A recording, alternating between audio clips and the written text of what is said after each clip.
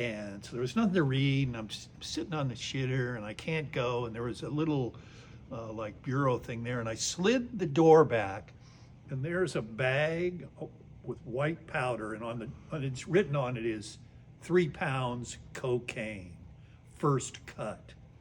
And I thought, oh, that can't be true.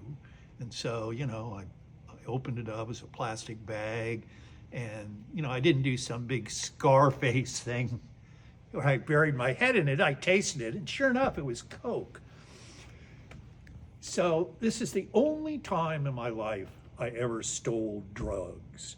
And I went through some rationalizations first, like, well, if I come here all the time, I'm not going to steal any more than I would snort, and Gollum isn't going to miss this anyway, etc. And then I thought, fuck it. And I pull my pants up, I go into the kitchen, and there were guys there who used to talk about this later. I said, hey, Gollum. He goes, yeah, what is it? I said, you got a baggie? And he goes, oh yeah, it's over there in the drawer. So I get the baggie and I go back in there. Now, I don't know how much I actually took. At least 2 ounces. Oh, God. And I thought about this later when I had that pot stolen from me. When I get over the initial heartbreak, I think, well, you fucking asshole, this is karma. I mean, this is what you deserve after taking Gollum's cocaine.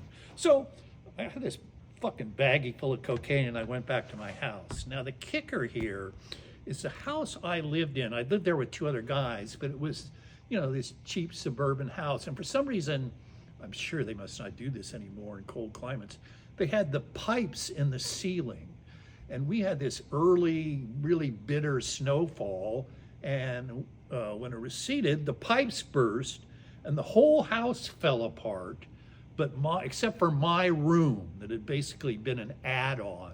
So they moved out, but I just kept living there. There was no water, there was no electricity, and there was no, bathroom. I had to take my shits out in the woods that surrounded the place.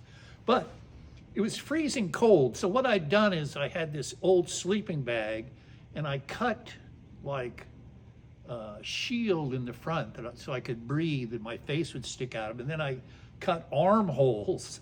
And I lived in that sleeping bag, and I'd won some money in a poker game. So I bought, 20, 30 cases. This is